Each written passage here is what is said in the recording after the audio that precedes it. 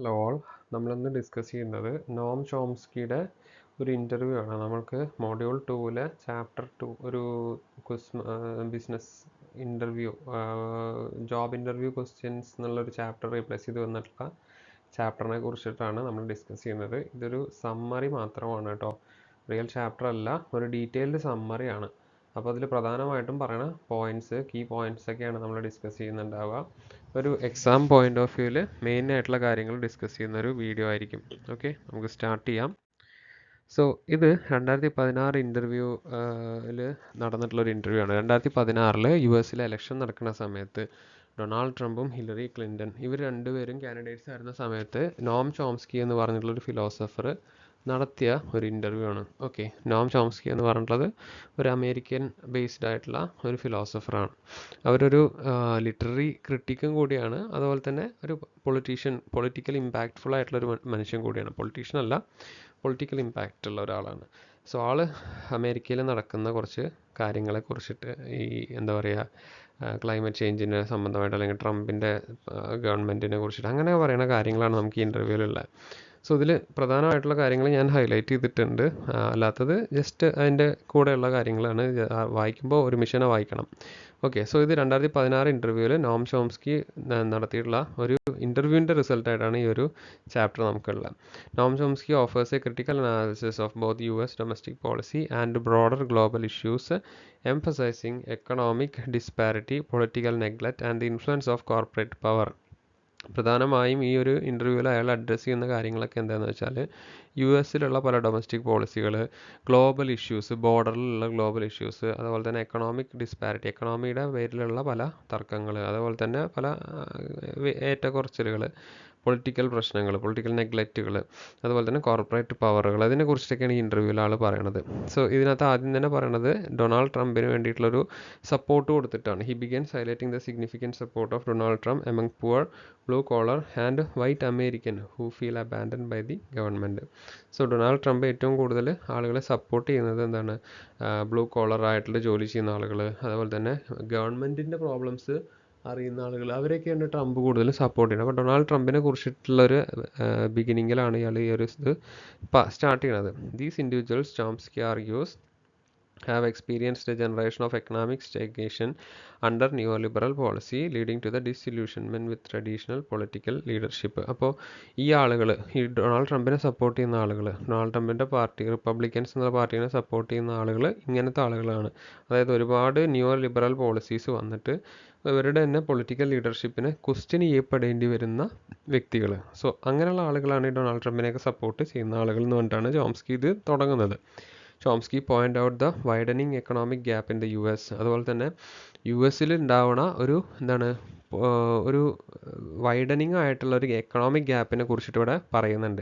അതായത് ഇവരുടെ പോപ്പുലേഷനിൽ ഓൺലി 1% ആയിട്ടുള്ള ആളുകളുടെ അടുത്താണ്, ഏറ്റവും അൾട്രാ റിച്ച് ആയിട്ടുള്ള ആളുകളുടെ അടുത്താണ് പൈസ കൂടി കെട്ടിക്കെടുക്കുന്നത്. ഓക്കെ, സോ അതിനെ കുറിച്ചിട്ട് ഇവിടെ പറയണം. With a large proportion of wealth held by ultra rich who constitute less than 1% of population but have a profound impact on American public policy. അമേരിക്കയിൽ ഒരു പബ്ലിക് പോളിസി വരികയാണെങ്കിൽ, അല്ലെങ്കിൽ ഒരു പബ്ലിക്കായിട്ടുള്ള നിയമം വരികയാണെങ്കിൽ, ഈ ഒരു 1% ആയിട്ടുള്ള ആളുകൾക്ക് വളരെ ഇമ്പാക്റ്റ് ഉണ്ട്. പറയാൻ ഒരു 1% ഉള്ളെങ്കിലും ഒരുപാട് വെൽത്ത് അവരുടെ കയ്യിലാണ് ഉള്ളത്. സോ അവരുടെ കാര്യങ്ങളിൽ നമ്മളൊരു തീരുമാനം ഉണ്ടാക്കണം. ഓക്കെ, അതായത് ഒരു പുതിയ ഗവൺമെൻറ് വരുമ്പോൾ, ഇപ്പോൾ ഒരു ഇലക്ഷൻ കഴിഞ്ഞ് കഴിഞ്ഞാൽ ഒരു ഗവൺമെൻറ് വരുമ്പോൾ കാണിക്കേണ്ട, അല്ലെങ്കിൽ അവർ കണ്ടുപിടിക്കേണ്ട കുറച്ച് ഫോൾട്ടുകളാണ് ആളിവിടെ പറയണത്. Okay, then Chomsky critiques Trump and the Republican Party for their lack of attention to two key global issues. അടുത്തതായിട്ട് ഇയാൾ ഇവിടെ പറഞ്ഞത് എന്താണെന്ന് വെച്ചാൽ, ഈ ഡൊണാൾഡ് ട്രംപിൻ്റെ പാർട്ടിയാണ് റിപ്പബ്ലിക്കൻ പാർട്ടി. അവർ പ്രധാനമായിട്ടും തിരിഞ്ഞു നോക്കാത്ത രണ്ട് കാര്യങ്ങളുണ്ട്. അതായത് the risk of nuclear war and environmental crisis and climate change. Nuclear war ഉണ്ടായിക്കഴിഞ്ഞാൽ ഉണ്ടാകുന്നതിൻ്റെ റിസ്കിനെ കുറിച്ചിട്ടും എൻവയോൺമെൻറ്റൽ ക്രൈസിസ്, അതായത് ക്ലൈമറ്റ് ചേഞ്ച് എന്ന് പറഞ്ഞു കഴിഞ്ഞാൽ ഡൊണാൾഡ് ട്രംപ് ഒന്നും തിരിഞ്ഞു പോലും നോക്കാത്തൊരു ടോപ്പിക്കാണ്. ക്ലൈമറ്റ് ചേഞ്ച് കൊണ്ടൊരു സാധനം ഇല്ല എന്ന് വരെ പറയുന്ന ആളാണ് ഡൊണാൾഡ് ട്രംപ്. സോ അതുപോലെ തന്നെ ന്യൂക്ലിയർ വാർ, ഇപ്പോൾ കൊറിയ ആയിട്ട് ഏറ്റവും കൂടുതൽ അമേരിക്കയ്ക്ക് പ്രശ്നം ഉണ്ടാകുന്നതിലൊരു കാരണമാണ് ന്യൂക്ലിയർ വാർ. ഏത് സമയവും ഉണ്ടാവും, ആണവായുധം ഉപയോഗിച്ചുള്ള യുദ്ധം.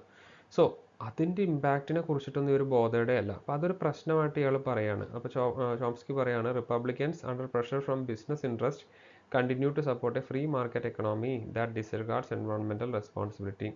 സോ ഒരുപാട് വലിയ വലിയ ബിസിനസ് ഇൻട്രസ്റ്റുകൾ, വലിയ വലിയ ബിസിനസ്സുകാരുടെ തലയിൽ നിന്നുള്ള പ്രഷർ കാരണം ഈ റിപ്പബ്ലിക്കൻ പാർട്ടിയിലുള്ള ആളുകൾ എന്താണ്, ഇവരൊരു ഫ്രീ എക്കണോമി ആയിട്ട് എന്താണ് ഈ എൻവിറോൺമെൻറ്റിലുള്ള റെസ്പോൺസിബിലിറ്റിയെ തിരിഞ്ഞു നോക്കാതെ അവരുടെ കാശ്, അവരുടെ ഏരിയ, അവരുടെ പോക്കറ്റ് നിറയ്ക്കാനായിട്ട് നോക്കുകയാണ്. അല്ലാണ്ട് ഇങ്ങനത്തെ മേജർ പ്രശ്നങ്ങളൊന്നും അവർ അഡ്രസ്സ് ചെയ്യുന്നില്ല. അതുപോലെ തന്നെ Trump's withdrawal from the Paris agreement exemplifies this attitude. എന്നിട്ട് ആൾ എക്സാമ്പിൾ പറയുന്നത് ഡൊണാൾഡ് ട്രംപ് ഒരു ടൈമിൽ എന്താണ് പാരീസ് അഗ്രിമെൻറ്റിൽ നിന്നിട്ട്, അതായത് വരെ യൂറോപ്യൻ യൂണിയൻ്റെ ഒരു അഗ്രിമെൻറ്റിൽ നിന്നിട്ട് ക്ലൈമറ്റ് ചേഞ്ചിൻ്റെ ഒരു മീറ്റിങ്ങിൽ നിന്നിട്ട് അവർ വിഡ്രോ ചെയ്യുകയുണ്ടായിരുന്നു. അമേരിക്ക അതിൽ സപ്പോർട്ട് ചെയ്യില്ല, ക്ലൈമറ്റ് ചേഞ്ച് നടക്കുന്ന ഒരു കാര്യമല്ല എന്ന് പറഞ്ഞിട്ട് വിഡ്രോ ചെയ്യുകയുണ്ടായിരുന്നു. അപ്പോൾ അതൊരു എക്സാമ്പിളായിട്ട് നോം ചോംസ്കി പറയുകയാണ്. So, although Chomsky is skeptical about Hillary Clinton's ability to enact meaningful environmental reform, he acknowledges that Democrats at the least recognize the severity of the issue, whereas Republicans tend to deny them altogether. Okay, അപ്പോൾ ആൾ പറയുന്നത് എന്താണെന്ന് വെച്ചാൽ, ഇയാളുടെ opposite നിൽക്കുന്ന Hillary Clinton എന്ന് പറഞ്ഞിട്ടുള്ള ആളാവട്ടെ ഈ environmental റിഫോർമേഷനെ കുറിച്ചിട്ടും എൻവറോൺമെൻറ്റലിൻ്റെ പ്രശ്നങ്ങളെ കുറിച്ചിട്ടുമെല്ലാം പറയുന്നുണ്ടെങ്കിലും അവർക്ക് എന്താണ് മറ്റവരുടെ അത്ര വെച്ച് നോക്കുമ്പോൾ, റിപ്പബ്ലിക്കൻസിൻ്റെ വെച്ച് നോക്കുമ്പോൾ കുറച്ചുകൂടെ ബെറ്ററാണ്. അതായത് ഈ റിപ്പബ്ലിക്കൻസ്, ഡെമോക്രാറ്റ് എന്ന് പറഞ്ഞ രണ്ട് പാർട്ടികളാണ് അമേരിക്കയിൽ പ്രധാനമായിട്ടുള്ള പ്രസിഡൻഷ്യൽ ഇലക്ഷന് വേണ്ടിയിട്ട്. ഡൊണാൾഡ് ട്രംപ് റിപ്പബ്ലിക്കൻസ് ആണ്, ഓക്കെ. മറ്റേ ഹിലറി ക്ലിൻ്റൻ്റെ ആളുകളാണ് ഡെമോക്രാറ്റ്സ്. അപ്പോൾ ഡെമോക്രാറ്റ്സ് കുറച്ചുകൂടെ ആ ഒരു ഇഷ്യൂ അഡ്രസ്സ് ചെയ്യാനെങ്കിലും അവർ ക്ഷമ കാണിക്കുന്നുണ്ട്. പക്ഷേ ഇവരങ്ങനെയല്ല, ഇവർ നേരെ തിരിച്ചാണ്. ഓക്കെ, ദെൻ ഇവർ ഇൻ്റർനാഷണൽ പൊളിറ്റിക്സിനെ കുറിച്ചിട്ടാണ് പിന്നെ പറയണത്. അതിനകത്ത് ബ്രീട്രിക്സ് യൂറോപ്യൻ യൂണിയനിൽ ഉണ്ടായിട്ടുള്ള ബ്യൂറോക്രാറ്റിക് ആയിട്ടുള്ള ഒരുപാട് പ്രശ്നങ്ങളെ കുറിച്ചിട്ട് ഇയാൾ ഇതിൽ പറയുകയാണ്. അതുപോലെ തന്നെ UK യൂറോപ്യൻ യൂണിയനിൽ നിന്ന് പിൻവാങ്ങി യുണൈറ്റഡ് സ്റ്റേറ്റ്സിനെ ഡിപ്പെൻഡൻ്റ് ആയിട്ടുള്ള ഒരു സ്റ്റേറ്റ് ആയിട്ട് മാറുകയാണ്. അപ്പോൾ ഇതൊക്കെ അമേരിക്കയുടെ ഇൻഫ്ലുവൻസ് എത്രത്തോളം ഉണ്ട് എന്ന് കാണിക്കുകയാണ്. അതാണ് ഇവിടെ പറഞ്ഞിട്ടുള്ളത്. Strengthens American influence in European and limits Britain's autonomy. അമേരിക്കയുടെ ഇൻഫ്ലുവൻസ് കൂട്ടുകയും ബ്രിട്ടൻ്റെ ആ ഒരു പണ്ട് കാലത്ത് ബ്രിട്ടൻ ഒരു വലിയൊരു ഭയങ്കര പവറായിട്ടുള്ള രാജ്യമായിരുന്നു. പക്ഷേ ഇപ്പോൾ അമേരിക്കയ്ക്കാണ് ആ പവർ വരുന്നത് എന്ന് ആൾ പറയുകയാണ്, യൂറോപ്യൻ യൂണിയനിൽ നിന്ന് ബ്രിട്ടൻ പിന്മാറിയതിന് ശേഷം. ഓക്കെ, ദെൻ വേറെ പറഞ്ഞിട്ടുള്ള കാര്യങ്ങൾ എന്താണെന്ന് വെച്ചാൽ ഗ്ലോബൽ പവർ ഡൈനാമിക്സിനെ കുറിച്ചിട്ടും അതുപോലെ തന്നെ എങ്ങനെയാണ് US ടോപ്പിൽ ഏറ്റവും സൂപ്പർ പവറായിട്ട് കഴിയുന്നത് എന്നുള്ള കാര്യമാണ് ഇനി ചോംസ്കി പറയണത്. Chomsky examines global power dynamics asserts that US remains world's super power largely due to economic and military influence.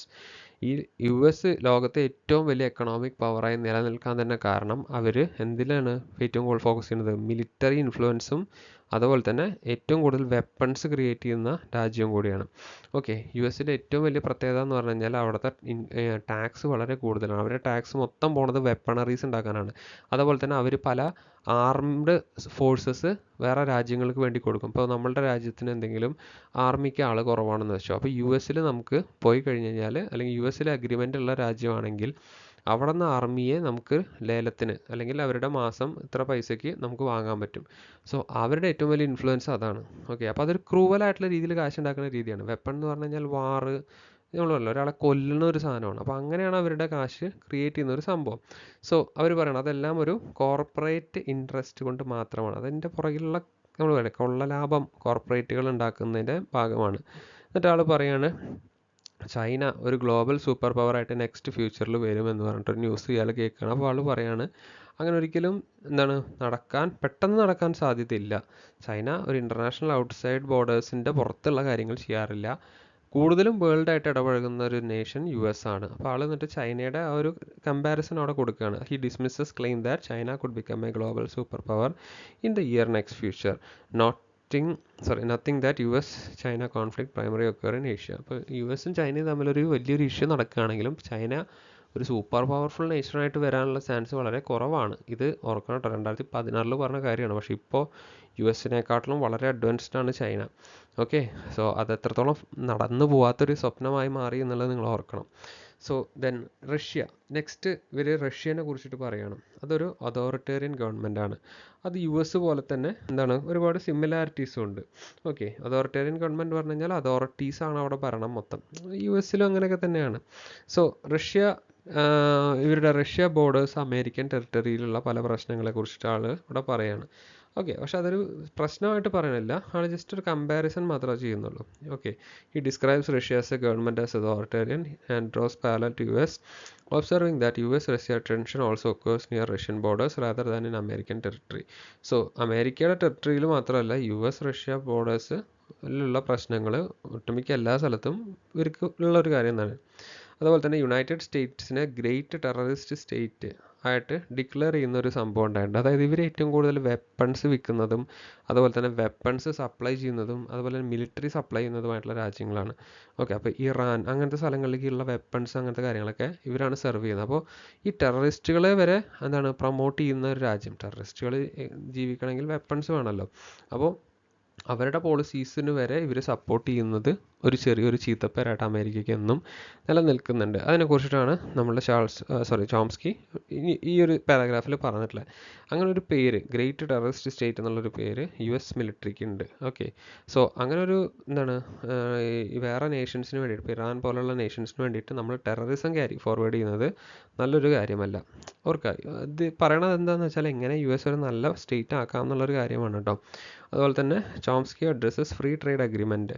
Free trade agreement എന്ന് പറഞ്ഞു കഴിഞ്ഞാൽ നമ്മളൊരു രാജ്യം വേറൊരു രാജ്യമായിട്ടുള്ള ചരക്കുകൾ കച്ചവടം നടത്തുമ്പോൾ ഉള്ള ഒരു സംഭവമാണ് ഫ്രീ ട്രേഡ് എന്ന് പറയുന്നത്.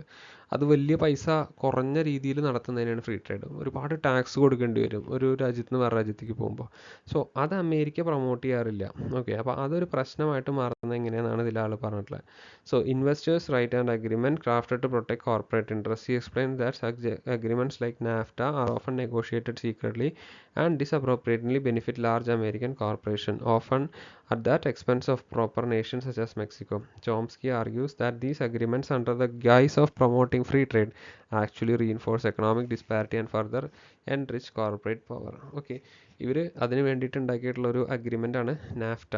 ഓക്കെ, അത് പ്രകാരം ഇവർക്ക് ഫ്രീ ട്രേഡ് നടത്താനുള്ള അധികാരങ്ങളുണ്ട്. അതുപോലെ തന്നെ ഈവൻ ചെറിയ പുവർ നേഷൻസ്, അമേരിക്കയുടെ തൊട്ടപ്പുറത്ത് കിടക്കുന്ന മെക്സിക്കോ എന്ന് പറഞ്ഞിട്ടുള്ള നേഷനിൽ നിന്നിട്ട് നടത്തുകയാണെങ്കിലും ഇവർക്ക് കോർപ്പറേറ്റ് ടാക്സ് പേ ചെയ്യേണ്ടി വരും. അപ്പോൾ ഫ്രീ ട്രേഡ് എന്ന് പറഞ്ഞിട്ടുള്ള സാധനം വെറുതെ ഇവർ നടത്തുന്ന ഒരു സംഭവമാണ്.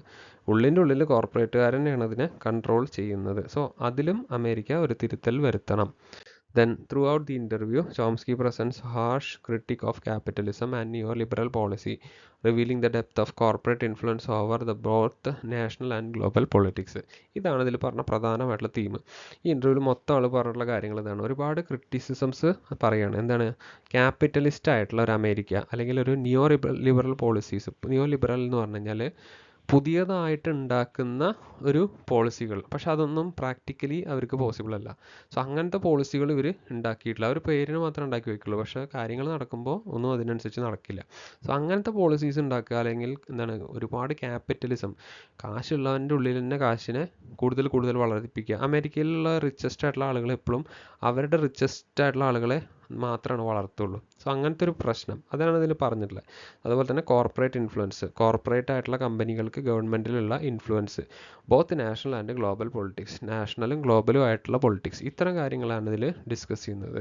ഓക്കെ, സോ ഇത്തരം കാര്യങ്ങൾ വെച്ചിട്ട് എന്താണ് ഇക്കണോമിക് ഇനീക്വാളിറ്റി കാണിച്ചു തരുന്നുണ്ട്. എക്കണോമിക്കലി ഉള്ള എന്താണ് വേർതിരിവുകൾ, എൻവറോൺമെൻ്റൽ ആയിട്ടുള്ള നെഗ്ലൻസ്, അതായത് മുന്നേ പറയുകയുണ്ടായിരുന്നു ഈ എന്താ പറയുക ക്ലൈമറ്റ് ചേഞ്ചിനെ കുറിച്ചിട്ടൊന്നും ഡൊണാൾഡ് ട്രംപ് ഒന്നും സംസാരിക്കുക പോലും ചെയ്യില്ല അതിനെക്കുറിച്ചിട്ട്. And interest of multinational corporations ആയിട്ടുള്ള ആളുകൾ എന്തിലാണ് ഫോക്കസ് ചെയ്യണത്, കാശ് ഉണ്ടാക്കുക എന്നുള്ള ഒറ്റ കാര്യത്തിൽ, വേറെ ഒന്നിലും അല്ല. സോ അതൊക്കെ വെച്ചിട്ട് ചോംസ്കി ഒരു പിക്ചർ പോലെ നമുക്ക് പെയിൻറ്റ് ചെയ്ത് തരികയാണ്. Chomsky paint a picture of world where power increasingly lies in the hands of few. Power എന്ന് പറഞ്ഞത് വളരെ കുറച്ച് ആളുകളുടെ കയ്യിലാണ് നിലനിൽക്കുക. അതുപോലെ തന്നെ often the expense of democracy, social equity and environmental wellbeing. അതുപോലെ തന്നെ ഡെമോക്രസിയുടെ എക്സ്പെൻസിലാണ് നമുക്ക് ഇക്വിറ്റിയും എൻവറോൺമെൻറ്റിനൊരു വെൽബീയിങ്ങും പ്രതീക്ഷിക്കാൻ പറ്റുള്ളൂ. സോ ഈ ഒരു ഡെമോക്രസിയെ നമ്മൾ ഒരിക്കലും പണയം വെക്കരുത്. ഇനി വരുന്ന ഇലക്ഷനിൽ നിങ്ങൾ ഈ കാര്യങ്ങൾ ഓർക്കുക എന്ന് പറഞ്ഞിട്ടൊരു അഡ്വൈസ് പോലെയാണ് നമ്മുടെ ചോംസ്കി ഈ ഒരു ഇൻ്റർവ്യൂ എൻഡ് ചെയ്യണത്. Okay, that's all.